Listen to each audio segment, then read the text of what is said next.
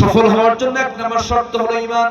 আল্লাহ রাব্বুল আলামিন বলেন, ইন্নাল্লাযীনা আমানু ওয়া আমিলুস সালিহাতি লাহুম জান্নাতুন তাজরি মিন তাহতিহাল আনহার যালিকাল ফাওজুল কাবীর। জোরে বলুন আল্লাহু আকবার। কাবীর মানে হলো বড়, ফাউজ মানে হলো সফলতা, যালিকা মানে ওই।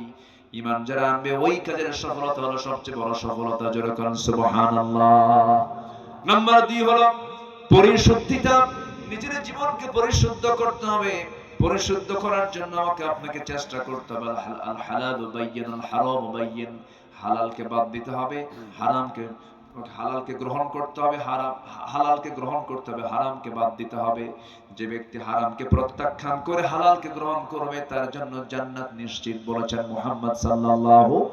ওয়া হালালতুল হালাল ওয়া হারামতুল হারাম আদখুলুল জান্নাতি ইয়া রাসূলুল্লাহ। ক্বালা নাআম।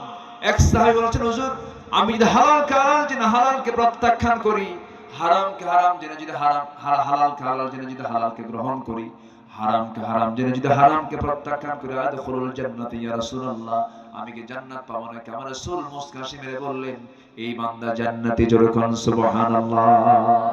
আমার ভাইরা, এইজন্য নফসকে শুদ্ধ করতে হবে।